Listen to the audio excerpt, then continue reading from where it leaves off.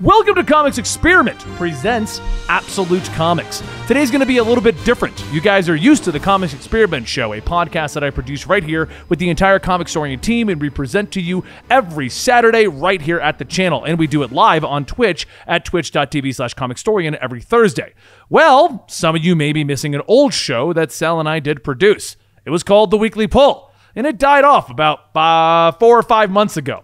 Sal and I decided to basically make a new version of it, and it's not The Weekly Pull, it's Absolute Comics. And so today, just like when we did our Scott Snyder interview and we did our CTV presentation, we're going to be putting this on our Comics Experiment to show you this show and see if you guys enjoy it. And if you stick around to the end of the show, we'll tell you where you can find it and how to be a part of it and basically enjoy it.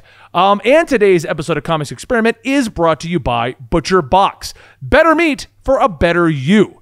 Come on, guys. I love meat, and we got a great sponsor. And I'll tell you a little bit more about their deal in the middle of today's episode. But Sal, why don't you tell our viewers today a little bit about yourself? Who are you? Because you have not been on a Comics Experiment in a very long time. That's true. It has been a while. I love the Comics Experiment, by the way. Thank you so much for having me back on. I am Sal from the YouTube channel Comic Pop, youtube.com/Comic Pop, for those of you who are typing it into their window browsers right now. You sound like an old man. I know, into your browsers, or actually it's more like your phone. You're probably using your phone, but in any case, yeah, we talk about comics all day long. We have like a number of series that I think you're probably going to really enjoy if you like the lore and the fun of comics. You know, you learn all about comics from Benny, but you laugh at them with me over at youtube.com/Compa. We got shows like Back Issues, Elseworlds Exchange, Off the Rack, and so much more. The Good, the Bad, and the Ugly. I think you're really going to like that one.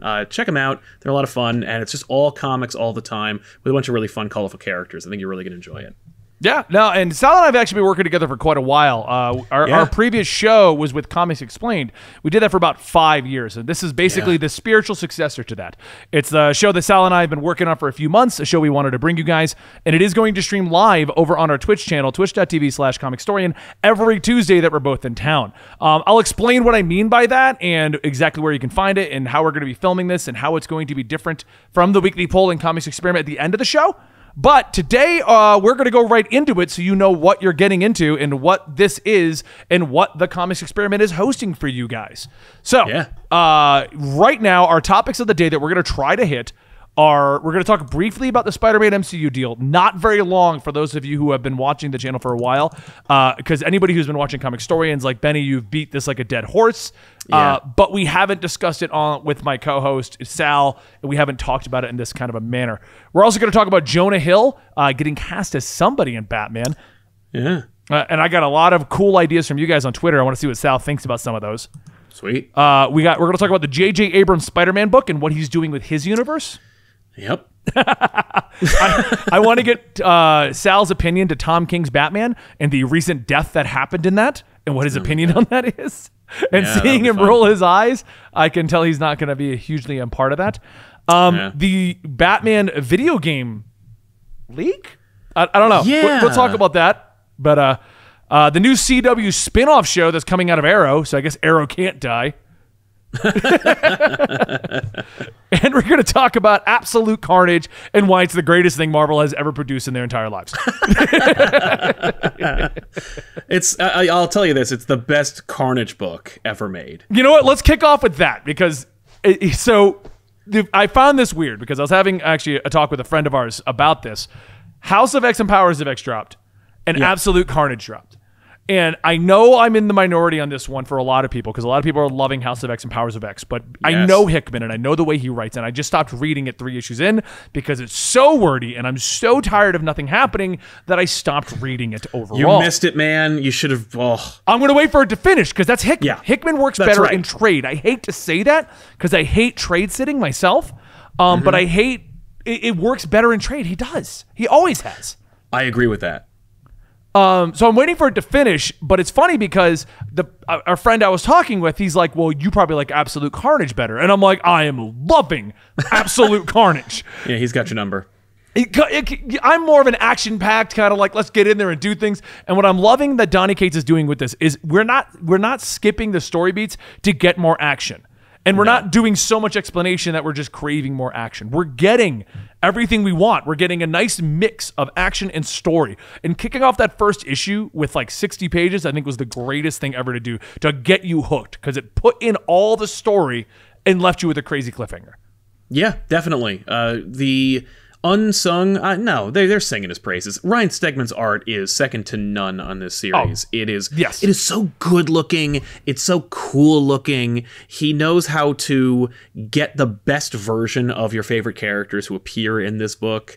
I think you're absolutely right. The 60-page opener, I'm surprised there are fewer people talking about it than there are, because that 60 pages was like, it blew by. In like, I don't know how long it took me to read the first issue, but I remember being like, it's over, and then realizing, oh my god, I spent like an hour reading this book. Like, it was really long, but it just blew past. Yeah. Like, it was so fast to read. The last issue, the third issue, was for me like the most like, I guess we can probably wrap this up by now, which kind of like sucks. It hurts me because like, every issue is action-packed. Every issue has something going on. The third issue felt like the least stuff happened in it. I felt like it was the shortest out of the issues as well, because I believe it was only 20 pages. I will say, though, and this is spoilers for anyone who has not read Absolute Carnage 3 yet. It's not a major spoiler, but almost immediately at the beginning, they introduce Banner. And I'm like... Oh, and you're like, okay. I'm like, why is Banner here? And then, and then they make a comment, oh, well, don't worry. Banner and the Hulk have never had the symbiote. I'm like, well, guess who's getting the symbiote in a minute? Yeah. And like 5 pages later, it's Venom Hulk. Like Venom Hulk, which, I mean, like, it's something we've been kind of looking for what, 25 years? Like, come on. All the characters did not get a Venom symbiote. Why did it take us this long to have Banner get the Venom symbiote? I feel like it's got to be part of Donny Cates' like checklist of like things I'd like to have seen in Spider-Man comics and never got, and one of them is like Venom Hulk. Yeah, and so we get that. And by the way, awesome moment. I love it. Last page reveal. It's not really like, but not a lot happened except for the build up to that. Yeah, right.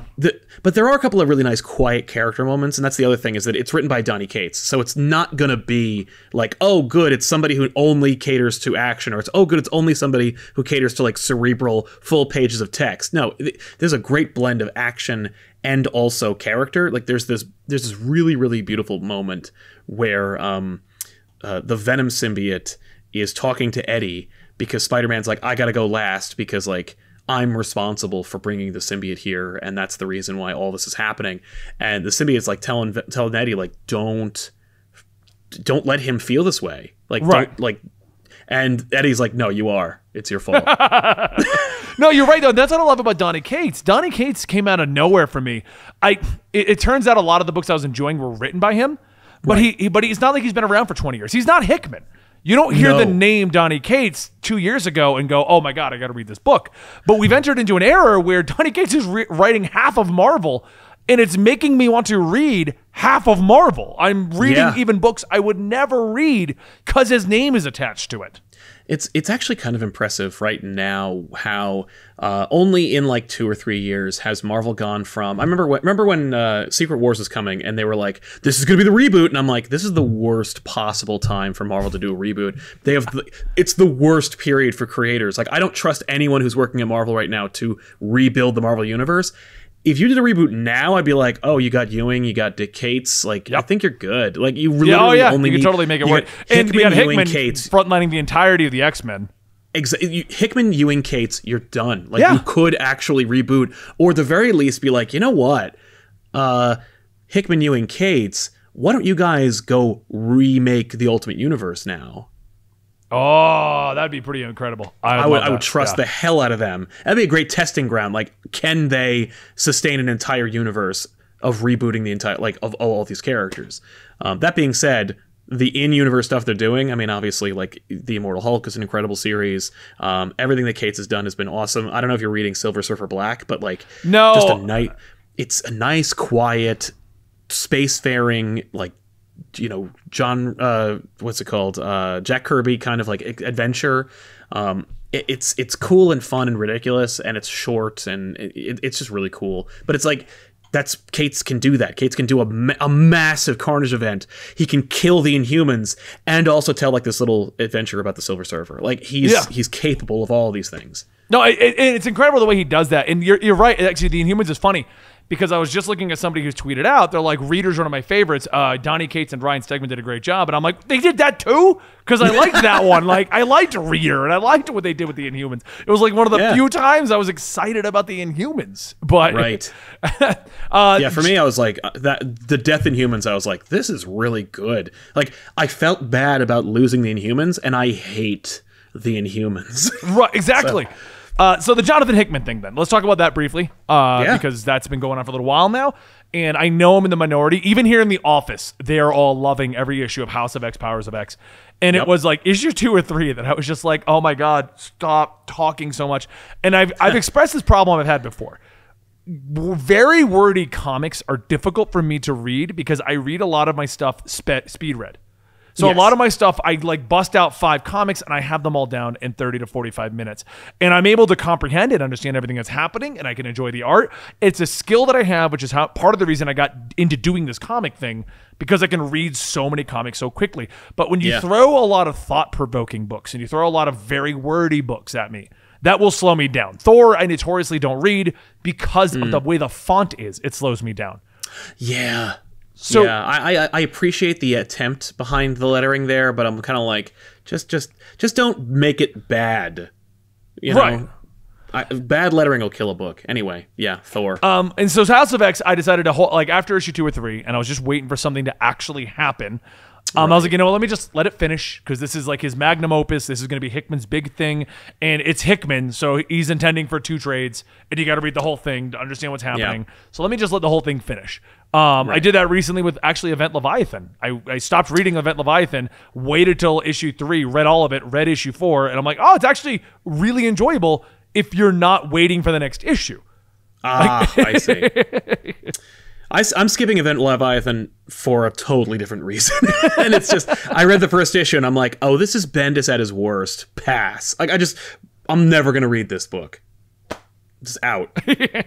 Well, they brought in Red Hood, so I was like, oh, I got to read it now. Oh, there you go. See, you're a big softy for Red Hood. I could care less. I like my favorite version of Jason Todd is when he's a corpse. You don't like the current one in Titans that you just love to hate? Oh, I don't even bother. I'm like Titans pass. No, I'm not. No, they're not for me. So, what do you think about House of X Powers? What is your opinions on it? I'm loving it, and the X-Men are funny for me because I'm like, I love the X-Men, and I also can't stand like most of it because there's so much, and there's so much that everything matters, and when everything matters, as Syndrome would say, nothing does. And so there's never sure, they'll like break for a football game or a baseball game, but like for the most part, like every single arc is the most important thing, and it always is going to destroy the mutants, or it's going to be the hope for all mutant everything is like, oh my God, I can't parse a moment. I need levity. I need a moment of of respite from this. And I just can't get it with the X-Men. But I've been always looking for a great gateway to get back into the X-Men. I like older X-Men stories, like older, slower X-Men stories where it's like Days of Future Past is like 3 issues. Yeah, so I love Days of Future Past. Oh, cool, I'm in. Like that's it. But then it's like, oh, the Phalanx. I'm like, no. Executioner Song. Oh, geez. It just. But what Hickman's been doing with that with X-Men, it makes it so that the stakes feel justified. He has this thing he wants to say about artificial intelligence. He's trying to make it contemporary and say something kind of about today, which is cool. But I'm also like, it's about mutants who shoot lasers out of their eyes. Come on. But that's my concern. Is I'm worried that Hickman's trying to take it too far. Right. I like the X-Men and I like Hickman and I like what he's doing, but he's obviously trying to make this his big. Remember, he wants to make this his Claremont moment. Where we're all going to sit down and be like, oh, man, there's the Claremont X-Men and the Hickman X-Men. And listen, I'm not against that. Like I said, I'm going to wait for them both to finish and read them all the way through. But he may well pull it off. I think I think he will. Because I do. Not only do I love what he's doing, but I'm not it's easy to tell a story, I think, where the good guys win and they look awesome. It's harder to tell story that's compelling and engaging, and also make your protagonists all like kind of cultists.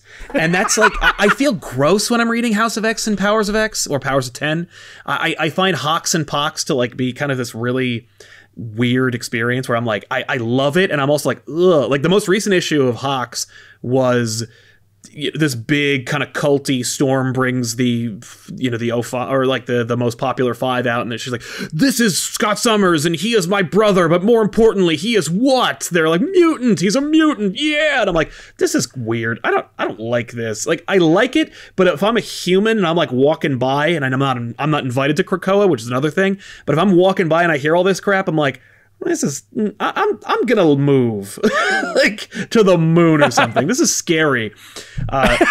But he's capable of making me feel that way. Plus, I don't know, like I think this is great distilled Hickman. Like I think Hickman's learned a lot from his experience with Avengers was unruly. Like for me, I love it, but I'm also like, it was he had all these Avengers series, and time runs out, like everything fed into each other, but it also like you could read Secret Wars, it doesn't really matter, and you're like, oh well, then really what was it all for? And so I think with this, he's like, no, it all matters, it all hinges on each other, they're all interconnected, you need it all, and I'm giving you background so that like there's no question about what's going on unless I want you to ask that question. Right. Like all that graphic information is so well executed. Like that kind of stuff really, like my eyes glaze over normally, but when I'm looking at it with respect to what he's been doing here, because it's not him, I think he got like a graphic artist to like come up with all like the language and the logos and everything. It looks so, it flows so easily, and I'm so desperate for more information that like that text stuff really is essential reading, and I'm like, oh cool, you got me to read the supplemental material. I'm reading the appendices. I'm in. Like wow.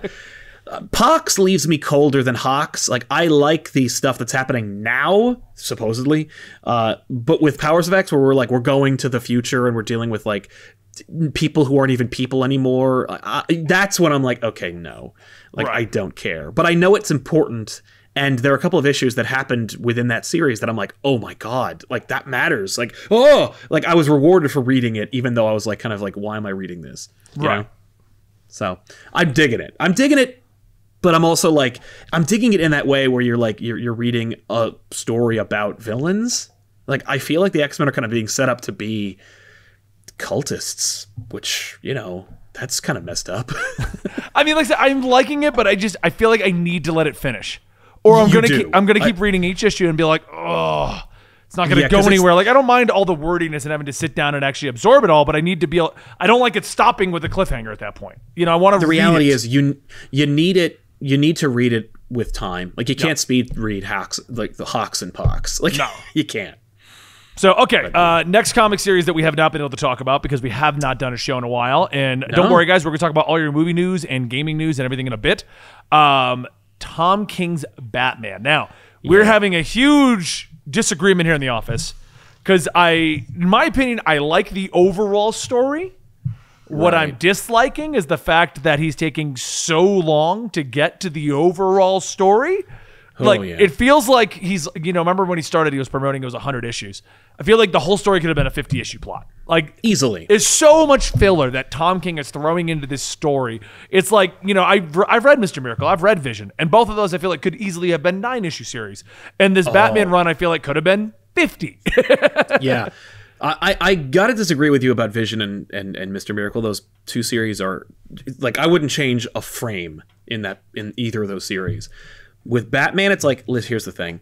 If Tom King cut his teeth on and is excellent at giving you a 12-issue maxi series, don't give him a 100-issue opus. I know. Like, especially if it's like, oh, I'm really good at taking like obscure characters that nobody really cares about or haven't thought about in a long time and reinvigorating them or giving them some kind of humanity or taking away their humanity. Like with Batman, it's like Catwoman, Kite Man, and Flashpoint Batman. While we all know them, they haven't really done anything in like quite a while now. No, but he's also responsible for making Kite Man like a meme. Like the reason people think Kite Man is their favorite superhero or supervillain, I should say, is because of King. Oh yeah, and hell yeah, like yeah, exactly. For me, It's actually kind of funny because I've been really sour on the King run pretty much since the end of I Am Gotham. Like, I've been off since the first trade. Okay. I was like, this is... Because I've been enjoying it. Batman. Like, it was actually those two that made me go, but once we got to, like, I Am Bane and we got to Catwoman, I was on board. I was enjoying it, so... No, once we got to I Am Suicide, I'm like, this is the worst thing in, like, 20 years. And I had to stop reading it. And it's funny because I've always said this, and it's like, and eventually everyone finds their stop on the Tom King train. Because, like, little by little... people kept going like, you're crazy! Tom King is a genius! It's amazing! And like little by little, each time we get to a new arc, they're like, I gotta stop reading it, I'm off! Like, this sucks! Yeah. Issue 50 was the biggest, that was like the interconnecting train stop, where it was like everyone like who needs to get off got off, and the rest of them are kind of like, I don't know, I don't know, this is the Dream arc. Come on, a whole trade full of stories that didn't actually happen, so the Batman could realize he's not really that, like, he misses Catwoman. Like, come on. But it's funny because I've been sour on the whole series, but this most recent issue, I loved.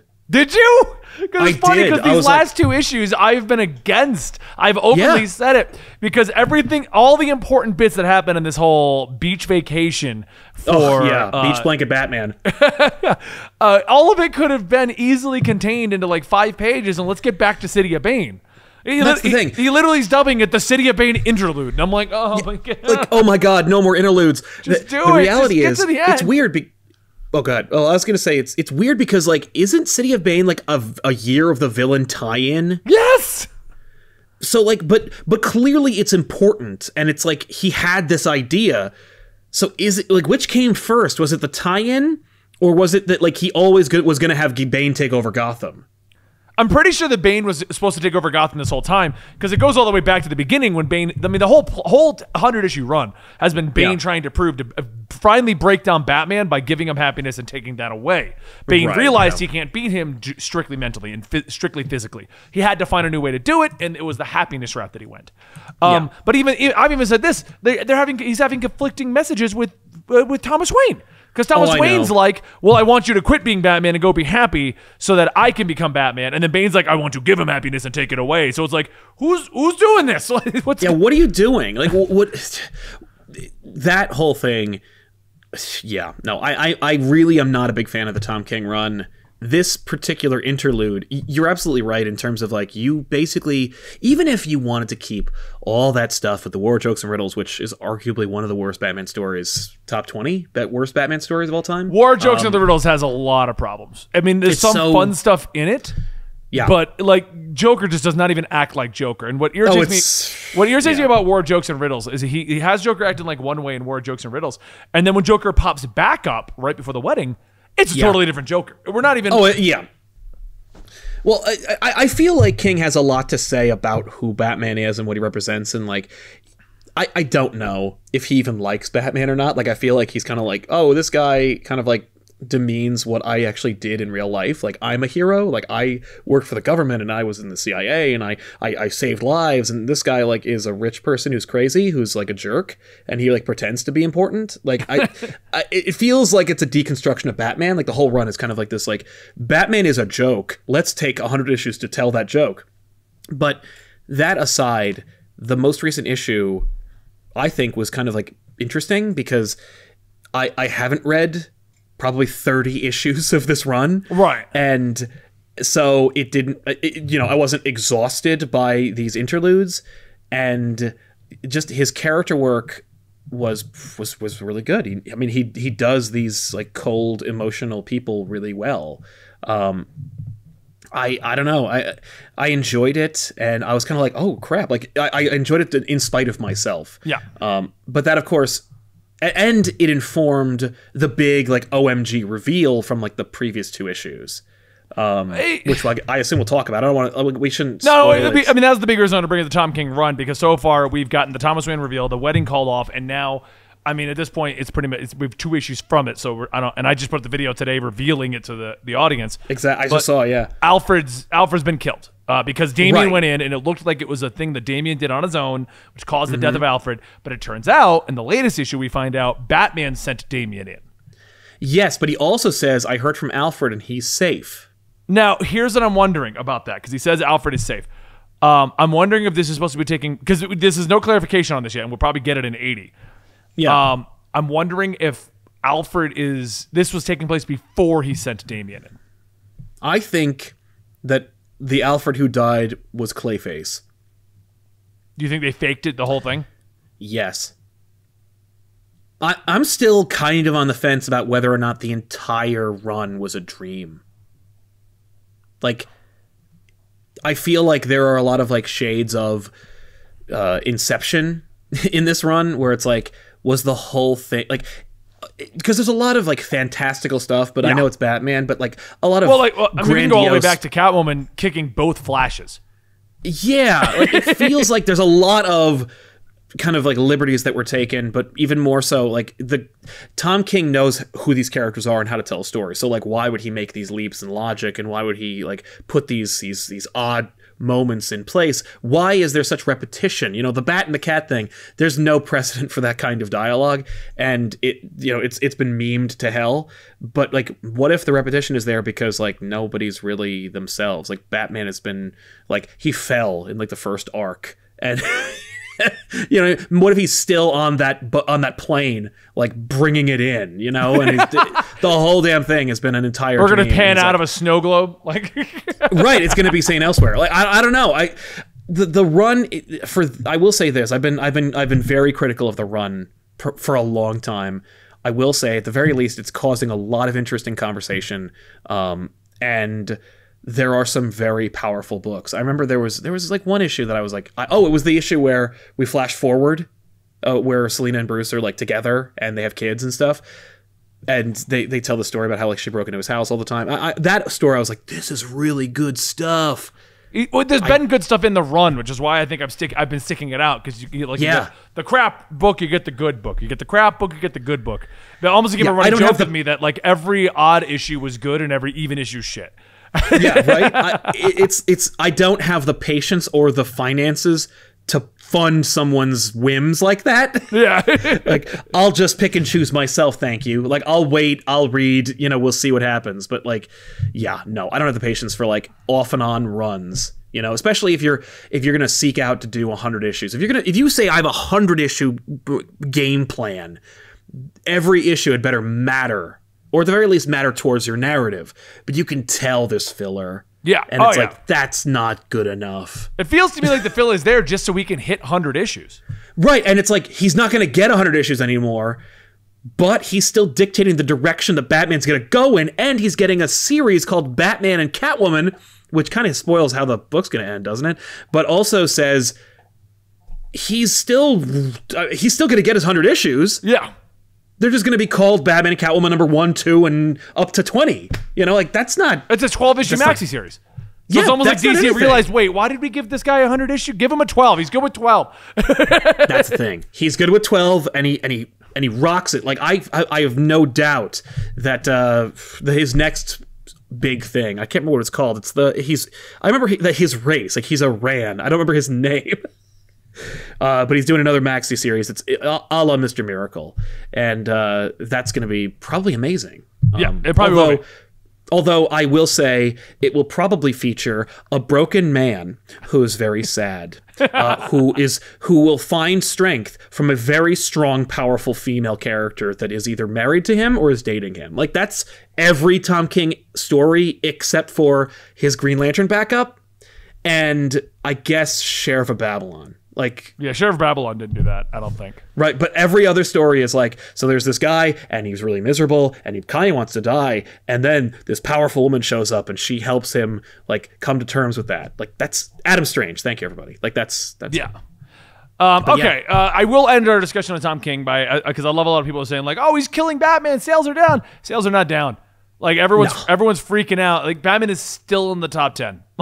As much as people want to hate on Tom King, Batman is still a huge seller, no matter what. So yeah. Now, that being said, because Batman is like the tentpole of DC, like, that's how DC justifies being a publishing company, which is really kind of tragic. When that tentpole dips, they got to make some changes. Like, and they do, and they did. Like, it, just because it's like it sells good for a Batman book doesn't mean it's, selling great. It's one thing or another. Like it will always sell well enough. Like there's a certain threshold for like it being called Batman. It will sell at least this much. Right. So yeah. So, okay, moving on to our next topic then. Yeah. The death of Mary Jane. Oh my God, man! Did I get some flack for this? By the way, we called our live show "They Killed Mary Jane," and people flipped. They were like, "You ruined this book," and I'm like, "It happens on page 3." Yeah, it's. I think it's even in like the synopsis or like the solicitation where they're like, Mary Jane is going to die. We're going to go 10 years in the future, and that's the plot. Like that's literally the plot. With the death of Mary Jane, Peter is broken. Here's his kid. It's an imaginary story from a stunt author on the 3rd page. But whatever. So they killed Mary Jane. Did you really get a lot of crap for that, though? I did. I got a lot of crap for it. They were just so pissed. They were like, "I'm unsubbing. This channel's bullshit. Your clickbait is out of bounds." And I'm like, we rarely do clickbait, and when we do, that's not even clickbait though, because clickbait is, you're not going to talk about the topic. But the topic is Mary Jane got killed. I'm literally probably going to name this Mary Jane's death and new Batman casting. Well, Comics Experiment. Yeah. Now that being said, it'll be like the book came out, and the book came out like 6 days prior. I'm like, yeah, come on. That being said, we did change the title because I'm like, I don't want to piss anybody off. I really don't want to like upset anyone who was really waiting to read this imaginary story about Spider-Man that was written by J.J. Abrams' son. Oh, you know what I loved? I had a recent thing like that happen too. We did a follow-up to our Spider-Man MCU discussion on the channel. Okay. And I titled it "Spider-Man Back in the MCU?" with a question mark, and then said nope. and people freaked out. It says it in the thumbnail. It says no. And they're like, "You gave me hope.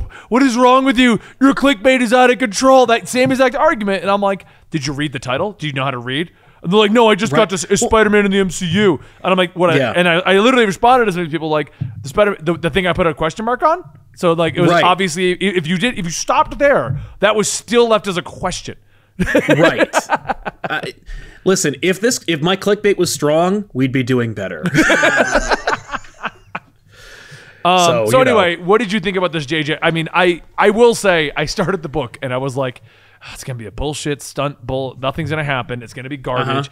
J.J. Abrams, as much as I like him, he's not the greatest storyteller. He's just really good at his job overall. Right? He has great ideas. Yeah, and then I get to page 3, and it's like, and Mary Jane died, and I'm like, okay, I'll see what's going on. What's gonna happen? Right, yeah, no, I mean, if she's gonna die as a plot device, like whatever. There's a lot of things. For it being clearly Marvel's like, okay, great, like J.J. Abrams' son showed interest in working on one of our flagship characters. He's never like really written anything before, but his dad's willing to like go halvesies on it so that we can put his name on the book and maybe we'll get more people to buy Marvel. Right. Like it's literally just a stunt to get more non-comic readers to read comics. Yep. And I get that, and it's not the first time it's happened. It won't be the last time it's happened. It's also not the first time that they've killed Mary Jane in an alternate continuity. Yeah, what about Spider-Man Reign? And that's like the most controversial one because of how how funny she died. Yeah. But for me, even before you even get into the story, the cover's terrible, and they went with the old 90s font for the Spider-Man title.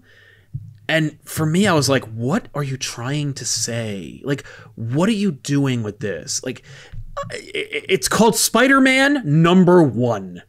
First of all, what? Secondly, Quapel is better than this. Why is this cover so bad? Third, what's up with the title that doesn't match any of your other Spider-Man books? Yep. And fourth, what even is this? Then you open it up and it's like, oh, it's basically just like what if Spider-Man had a kid and that kid were the story we were reading about. And it's like, okay, they got Sarah Pacelli, who is excellent. And there's some really like interesting work in here. There's a good dream sequence in which like Mary Jane kind of comes out of this like blood world, and it's like, that's neat, I guess, but like there's less going for it than than there should be. You got this weird anime looking villain called Cadaverous, which is one of the worst titles or worst names for a villain since Rogol Zar. Rogol Zar is a great name. Rogozar is one of the worst everything ever. Like, Rogozar is like what you need. Anyway, Rogozar is like the avatar for bad things in comics. But Cadaverous, terrible name. I don't. And also, like, I think we killed Mary Jane in the first 3 pages, so that obviously, like, Cadaverous is all about it's called Cadaverous, so it's all about dead bodies. He's got these drones, and they all look the same. Clearly, Mary Jane's going to be one of them. Like, I mean, they even implied that with like the female in the tube. Yeah, like, what are you doing? Like, it's not going to be like a female clone of Peter Parker, for God's sake. We all get it. Maybe it's Gwen Stacy just to throw a curveball in there. We've never seen that before. True, but we don't even know what kind of like universe this is. Like, did Gwen Stacy happen in this universe? Like, we don't know what Spider-Man this is. Aunt May's fat in this universe. I have no idea.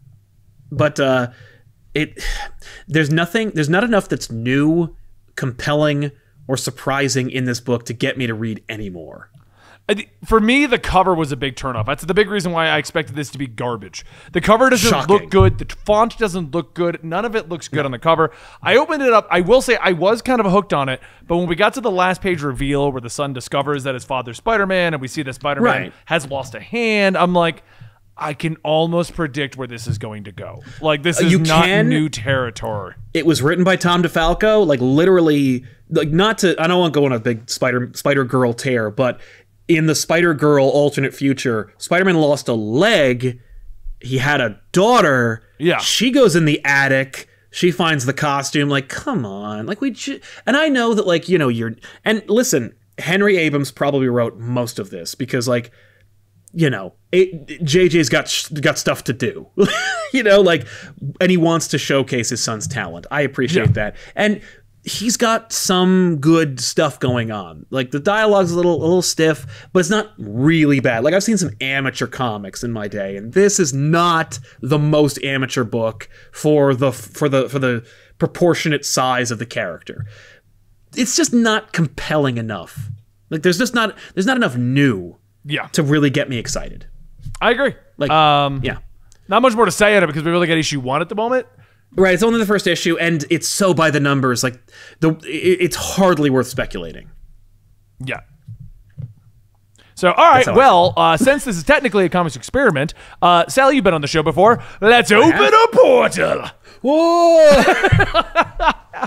Today's podcast is sponsored by ButcherBox. When it comes to meat, quality matters, and sadly, not everyone has convenient access to high-quality meat. But ButcherBox is here to fix that for you by bringing it straight to your door. Every month, ButcherBox ships a curated selection of 9 to 11 pounds of high-quality meat right to you. That's enough for 24 individual meals for about $6 a meal.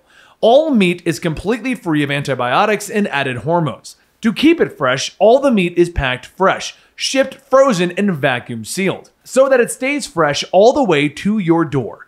ButcherBox is the most affordable and convenient way to get healthy, humanely raised, high-quality meat.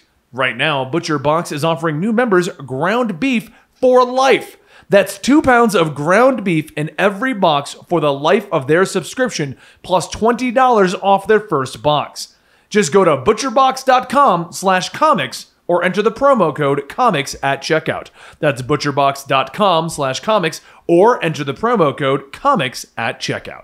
Closing the portal! Welcome back to the show that is streamed live over at our Twitch channel, twitch.tv/comicstorian, every Tuesday at 5 p.m. Eastern. And the Comics Experiment, the show that we are currently kind of taking the spot of, is filmed every Thursday at 2 p.m. Eastern. Join us for either one of the shows. If you want to see more Sal, that's Tuesday. If you want to see me and the team, that's Thursday. Anyway, let's talk about some of the news. We're going to talk video games, video games, movies, and TV shows now, the news that has been rolling around. Let's get it out of the way, because there was no weekly poll episode for this Spider-Man MCU deal. Yeah, that's heartbreaking. I was devastated. You were devastated. For me, literally, like, and this is, I'm a Spider-Man fan, as you know. If you guys don't, I love Spider-Man. My interest in the MCU begins and ends with, is Spider-Man going to be in it? And that's me saying that when I say, like, Iron Man, I think, is my favorite superhero movie of all time. I love the MCU. I like what they do there. I've enjoyed all of them in some capacity. but I've always been like, when is Spider-Man going to get here? And when we got him, it was like, okay, yeah, finally. Like, everyone can make some money, everyone can get what they want. When that happened, I was like, are you kidding me? Like, what's the point of being a megalomaniacal company if you can't just throw money at your problems and make it go away? I have some theories about it now, like about this thing, because like as more leaks come out, we're getting a clearer picture about like what happened, and it looks like Disney got super greedy. Sony has just tried in some ways to make it work, because like they're a separate company, their parent company doesn't care about them at all, so like they're just desperately trying to make some money, and they know that like the one thing they have that works is Spider-Man, so like they got to make their money somehow. I think that, and I have no real data to back this up, and I hate to say this because like I usually really like to find as much data as I can, but I've been hearing this rumor a lot, and so I'm going to go by it based solely on the fact that I've seen multiple outlets report on this rumor, but even though I can't find an actual source for this rumor. Have you heard the rumor that Sony might get bought out by either Amazon or Apple? Yeah, I mean, that rumor's been going around a little bit. There's also the latest rumor, which, real quick, because it kind of ties into that. Yeah. I've been hit by a couple people about it. One YouTuber decided to start his own little rumor chain, which is in nothing except his videos, and is now getting picked up. But that Disney might just straight up buy Spider-Man. But I don't see that happening. No, I've heard that. I've heard the number that Sony offered, which was like $10 billion, which makes sense. It's a non-offer. It's an invitation. Yeah. Because $10 billion. It's like Disney coming at them and being like, hey, we want 30 to 50% of the revenue from this point forward before our original deal is even done. Right.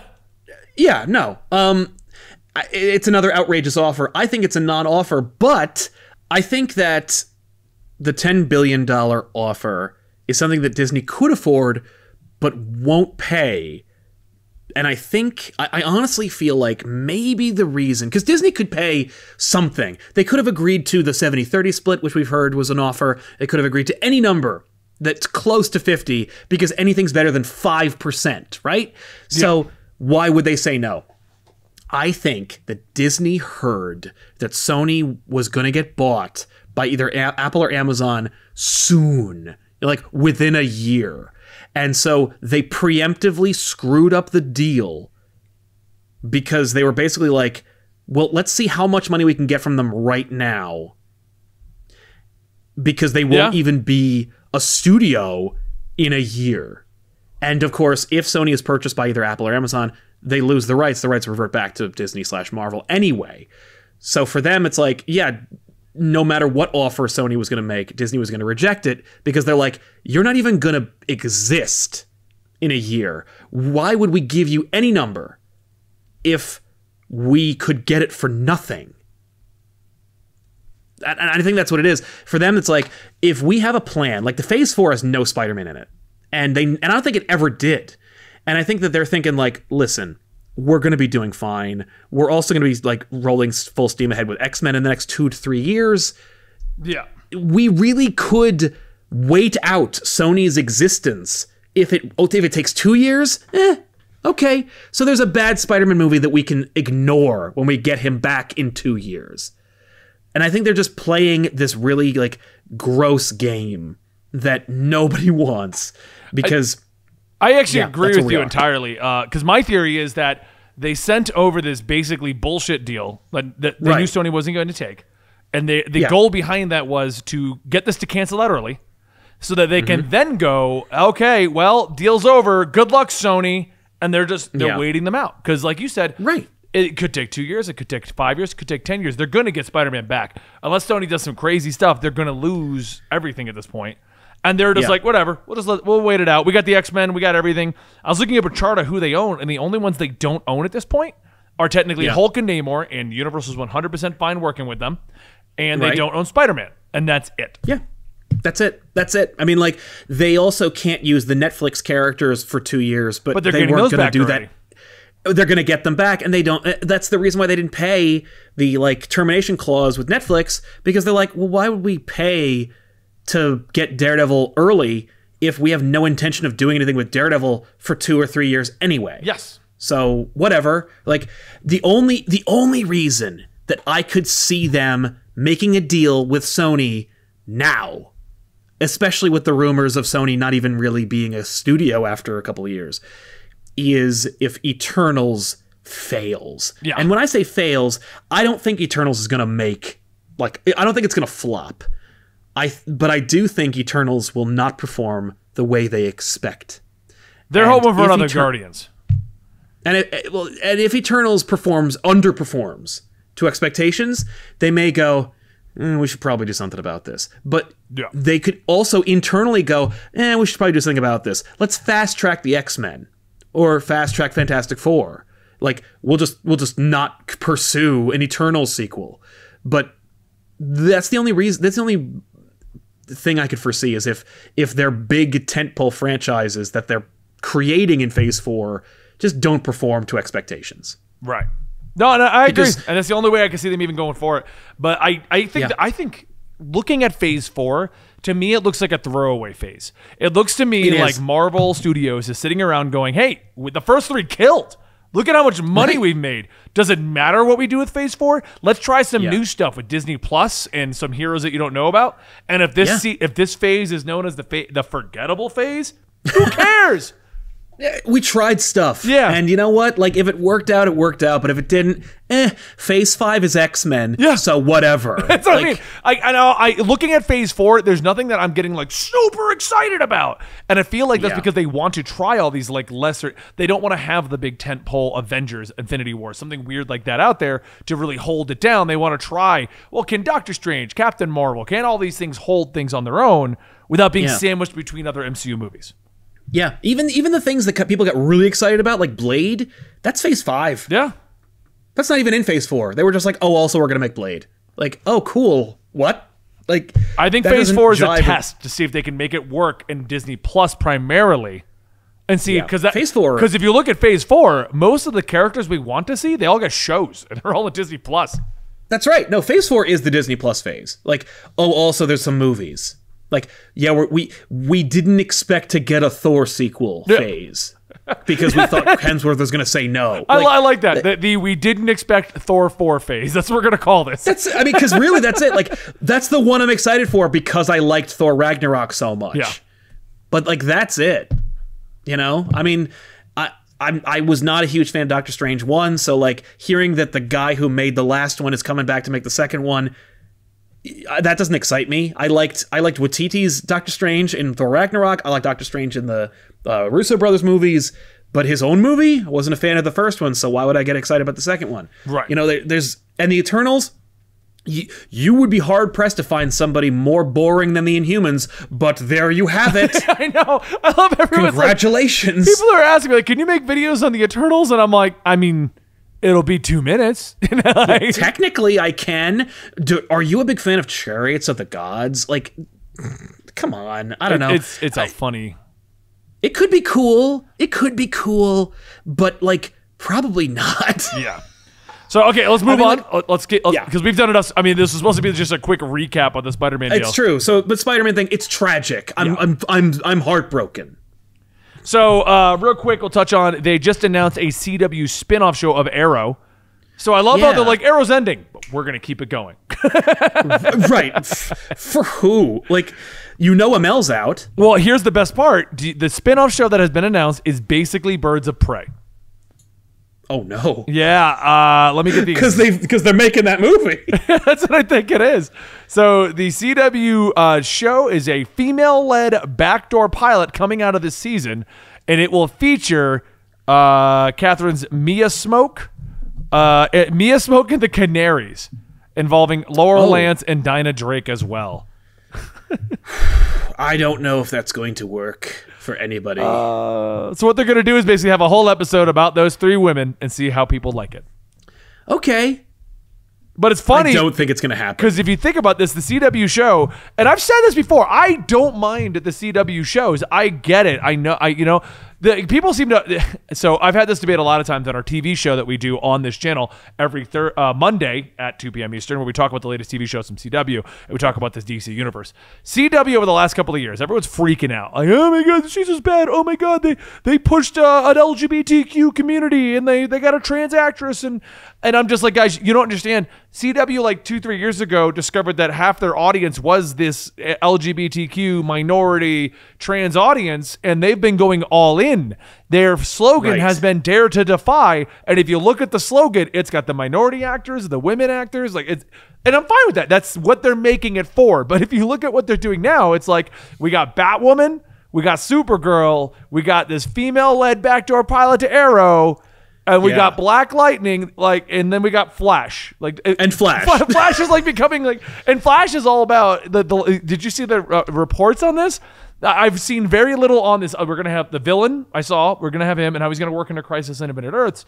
But the other headline I saw was we're going to have a plot point as to why Candace Patton is going back to a more ethnical haircut. She's gonna change her hair, and we're getting a plot point. It's gonna be minor. Who cares? But we're gonna get a plot reason. I'm like. That's not exciting. No, but it's funny. I mean, I'm gonna watch all of these. I like these shows. Right. I just love the argument people make where they're like, "Oh my God, I can't believe they did this." I'm like, the show is not for your straight white male who's 35. How could you not expect that? These aren't first season shows, so you know what to expect from these shows by now.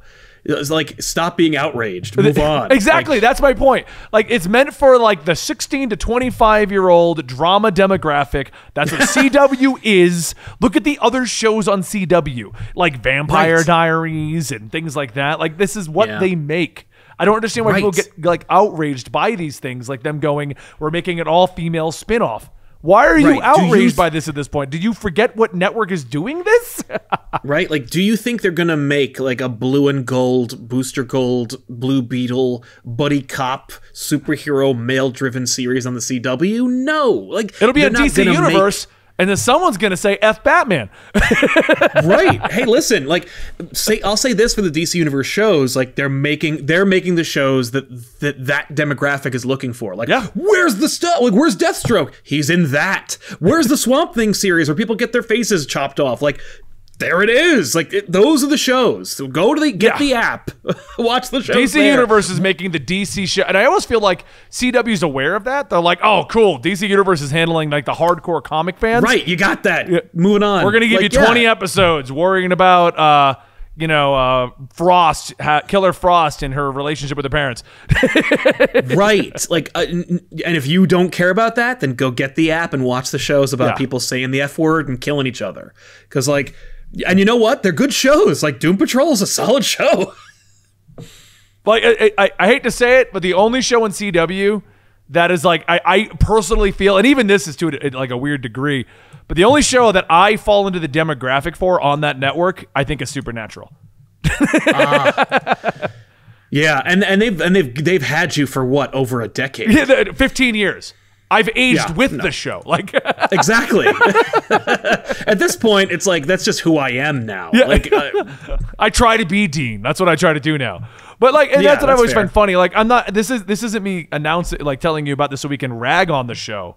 What I find funny is the people that get outraged, like, I can't believe Flash season 6 focused on a relationship with Cisco. Really? Because the last 3 seasons Are you just figuring this out, what this show is? Have you just figured out what channel you're on? That'd be like being like, I can't believe that Pretty Little Liars focused on all the girls complaining at each other about, like, that's what this, you're on Freeform. It was why I didn't watch Cloak and Dagger. Man. I'm like, am I going to watch Cloak and Dagger kill people with cloaks? Like, no. I'm going to see Cloak and Dagger complain and be sad and probably like deal with like drugs and alcohol and teen sex. Like, I don't care. I'm not going to watch that. We're good. All right, so that's that. I mean, overall, are you going to watch the spinoff? No. I'll probably give it a shot, but I haven't watched any of them though. Like, those shows are not for me. Well, you acknowledge that. And that's what I find the best is you acknowledge these aren't for you. Like, right, and I don't want them to change what they're doing just so I can get something. What? Like a case in point, a lot of people don't get this. But like stating that they need to make Flash for your demographic would be like going the superhero girl show that's for young women to have female empowerment and stuff like that, to be able to find role models for themselves. I want that to be for adults. Like, right. Like, yeah, I like these Powerpuff Girls, but can they be boys? Like, that's not. It's not what the show is. It's not what this network is. It's just know your audience and know where you are. I feel like the CW tried the comic book true way. Flash season 1 and Arrow 1 and 2 didn't do nearly as well as making it the teen drama show that it is now.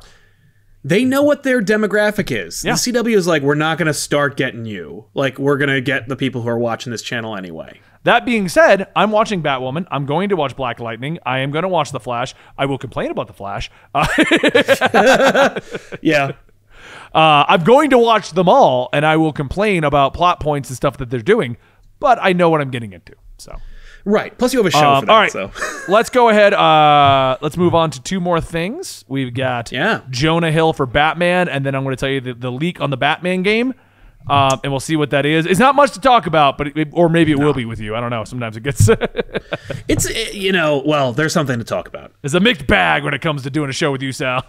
That's true. Yeah, you never know. Okay, so Jonah Hill is being announced to join Robert Pattinson in the new Batman thing, and everyone's trying to guess what his role is going to be in this movie. Right. I tweeted out, I'm calling it early Bane. Now, I was obviously joking that it would be Bane. Jonah Hill as Bane doesn't make any sense, right? No. But I don't think Twitter understood that, because a lot of people called me stupid for thinking it was Bane.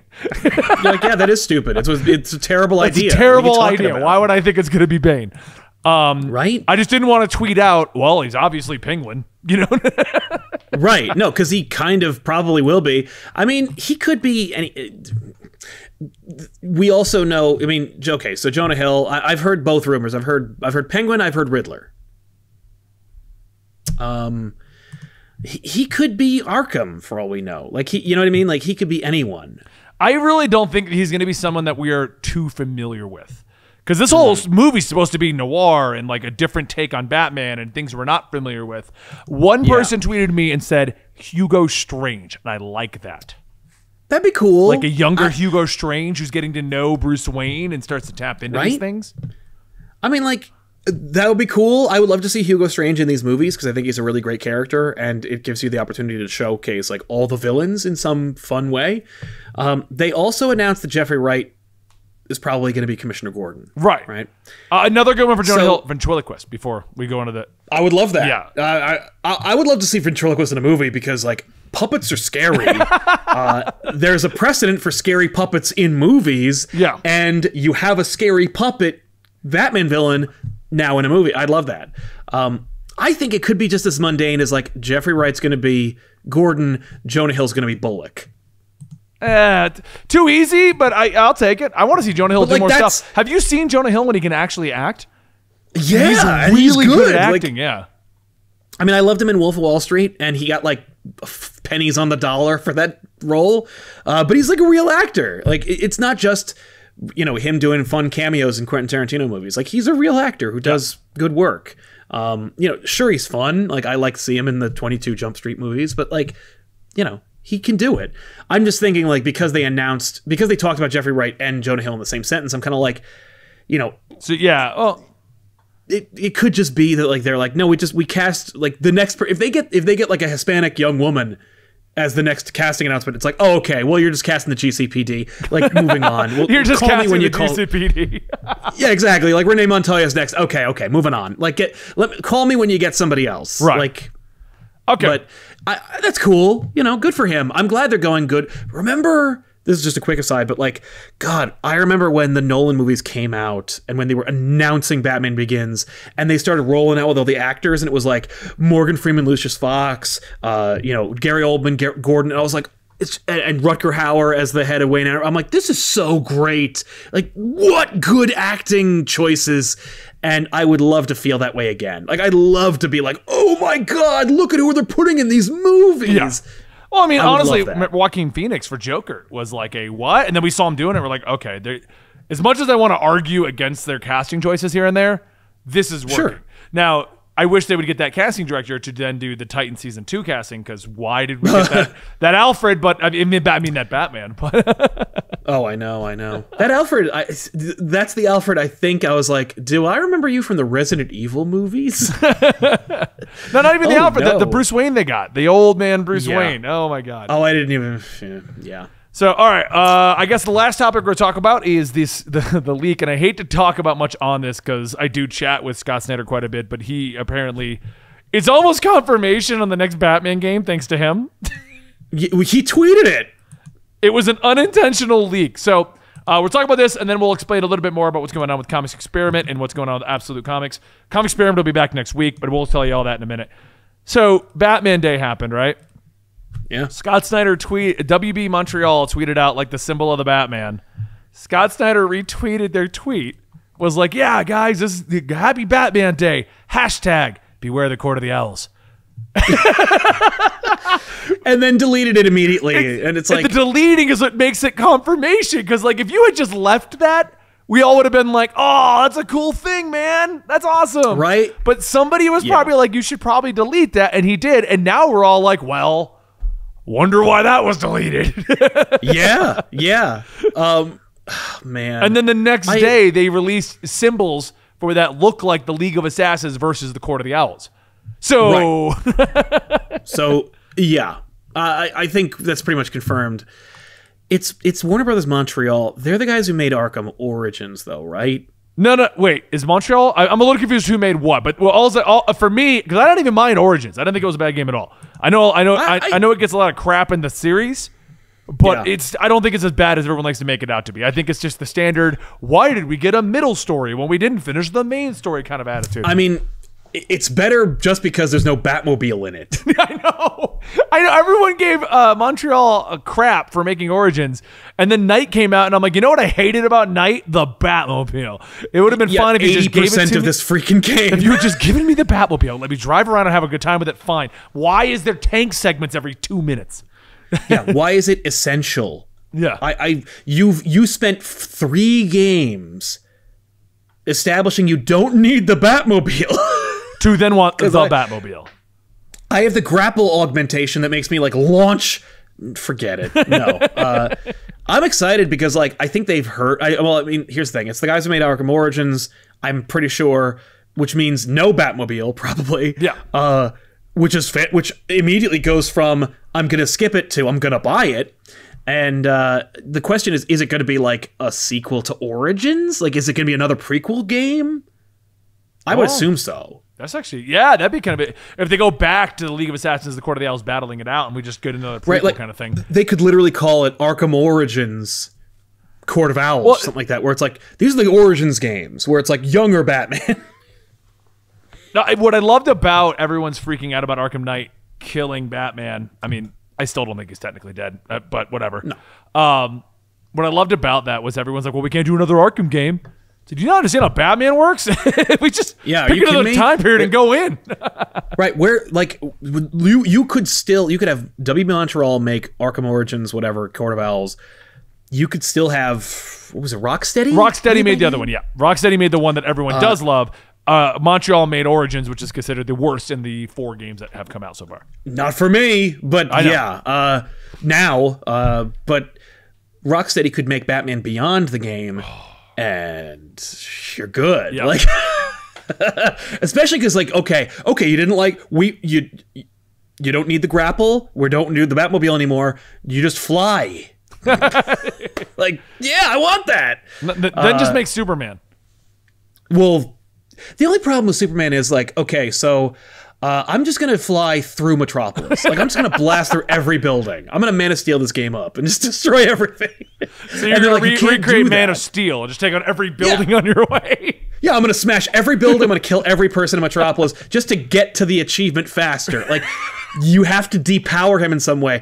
It's hard to make a good Superman game because he can do anything and he's super powerful. You have to like have kryptonite gas, or everyone has kryptonite pills or something in order to make it, doable. Well, I mean, now you're just going back to Superman 64. But anyway. Yeah. Well, that's like when Injustice. Like, Injustice is a great game. I love the story. I love the game. But in order to make it, like, feasible, they're like, here's a green pill that makes everyone as strong as Superman. Right? Because otherwise he'd kill everyone. He would. Like, he would win immediately. Like, Superman is the militant leader that we are all fighting against. Okay, let's go fight him. I broke my hand on his jaw. Yeah, I died, and we all died. He has no one on his side, and he won. Like, yeah. So, but I'm excited. I didn't know anything about. I love finding out that like they're. I wonder how far along they are with this game. Like, I don't know, but like I hope they're farther along than just the planning phase. Yeah, I mean, we have no idea. Nice. I mean, well, they've been implying Court of the Owls for a while.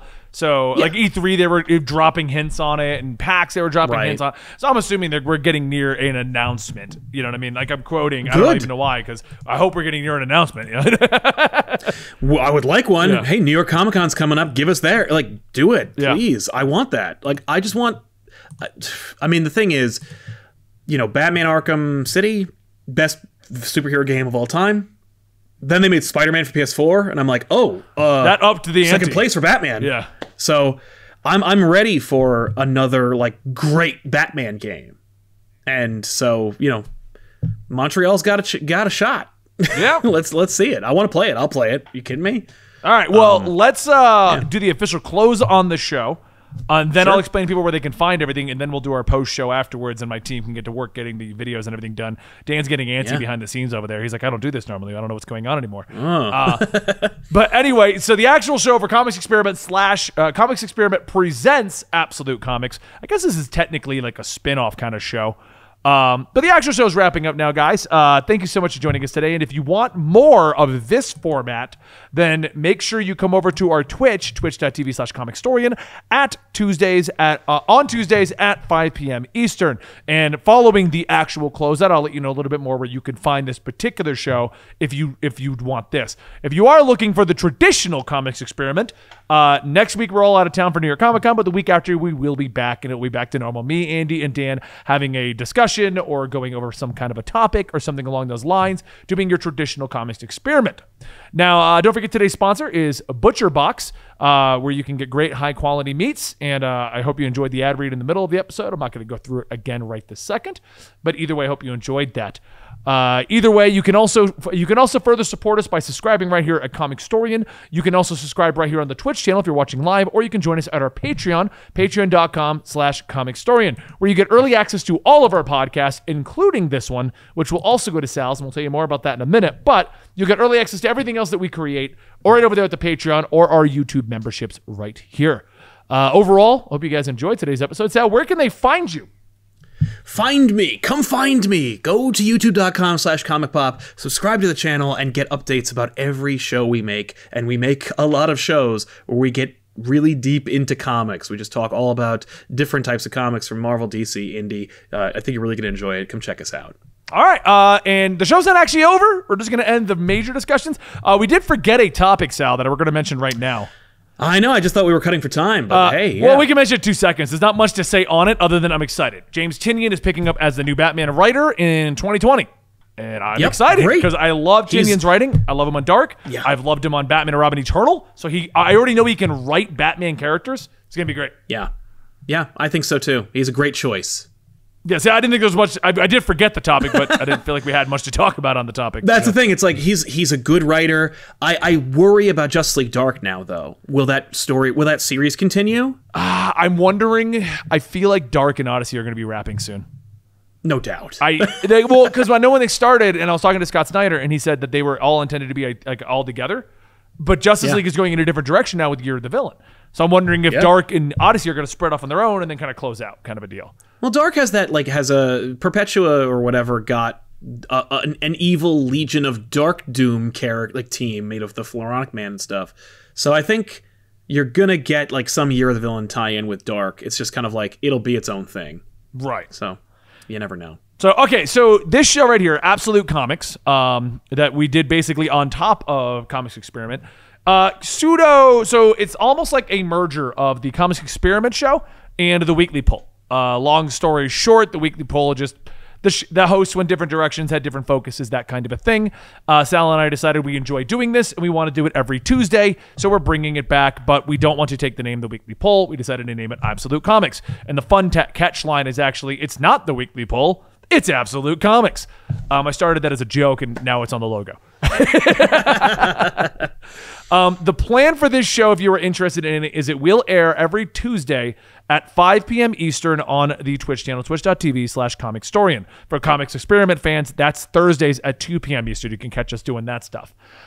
Following this, just like all of my other podcasts, it will then go to our Patreon, probably aiming for a Friday release date, and then it will release on the weekly poll channel, which will be eventually changed over to Absolute Comics, probably the following Sunday or Monday. It's going to be a little bit more of a looser release schedule than, say, we do with Comics Experiment and stuff like that.